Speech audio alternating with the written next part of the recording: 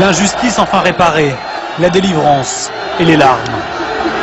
On l'a mérité, ils nous ont tout fait, mais on est qualifiés pour l'Algérie et pour le monde du sport, pas pour les salauds.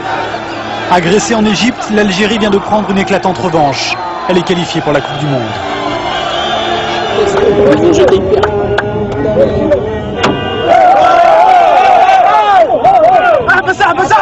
Samedi soir au Caire, après match, l'Égypte vient de forcer l'Algérie à un match d'appui. Et les pierres continuent de fuser sur le bus algérien. Mais au fond, on répond par des chants. L'ultime décision se fera loin d'ici, au Soudan. Pays neutre et plein d'espérance pour les Fennecs d'Algérie.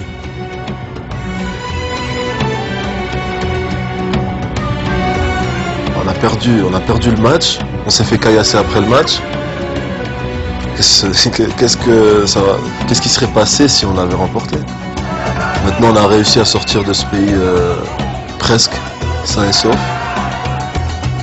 Et quand on a posé un pied ici, au Soudan, et qu'on a vu tous les Soudanais, plein de Soudanais nous attendre, avec pas mal d'Algériens aussi, on s'est senti comme si on était que la prise d'otage était finie en fait. Changer d'air a libéré les Fennecs. Terminer l'hôtel bunker du Caire. Les plaies physiques et morales n'ont pas encore disparu, mais elles sont derrière. La plaie s'est refermée. Normalement, on sera au top, Inch'Allah. C'est le match du siècle, là. Faut pas passer à côté, hein. Eux non plus ne veulent pas rater ça. À la même heure, ils sont encore des milliers à Alger devant le siège d'Air Algérie. Le président Bouteflika emmène gratuitement 12 000 supporters par vol spécial. 25 avions décollent les uns après les autres, direction Khartoum.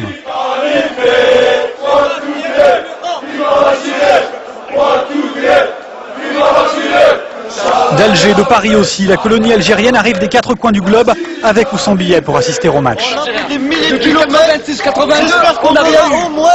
aura au moins des billets pour assister au match. On vient de Lille, on vient de la France, on vient d'Algérie, on veut des billets pour regarder le match. Partout.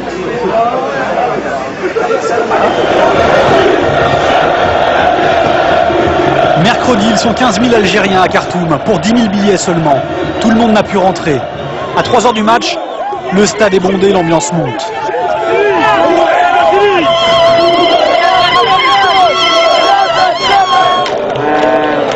Un stade méticuleusement divisé en deux. Supporters, journalistes, vestiaires algériens d'un côté, les Égyptiens de l'autre. Image insolite et presque troublante. Les joueurs arrivent sur la pelouse, chacun de leur côté. Ultime réponse aux provocations, les Algériens tournent le dos à leur adversaire pour chanter leur hymne.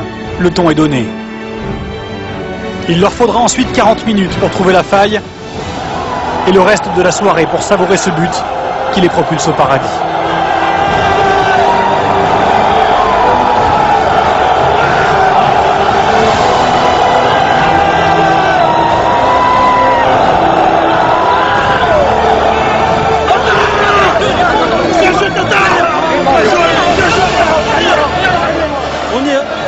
À 180 minutes, on y est au mondial, c'est mérité.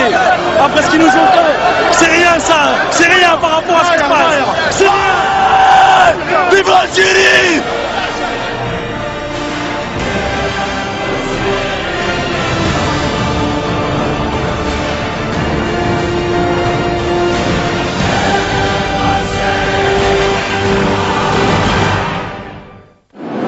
Entraînez fort et réconfort. Hier matin dans l'avion, derniers instants de répit avant le retour triomphal en Algérie. Ça sent la maison. Je pense qu'on s'attend à un accueil merveilleux. Non, ça va être la surprise, on sait que le public il doit être présent, maintenant ça va être une grosse surprise pour nous. Bon, on va profiter de ces moments parce que c'est des moments uniques.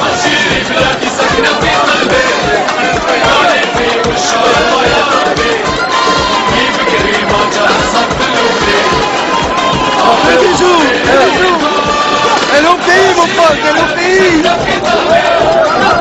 Fanfare, fleurs et tapis rouges. L'Algérie n'a pas encore gagné la Coupe du Monde, mais c'est tout comme.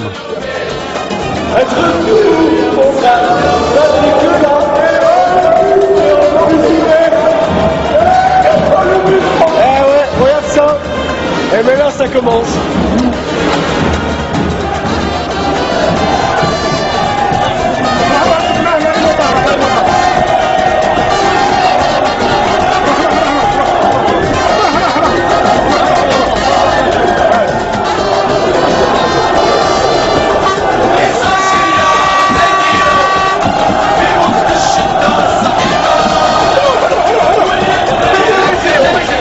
Il faudra 3 heures pour effectuer les 15 km entre l'aéroport et Alger.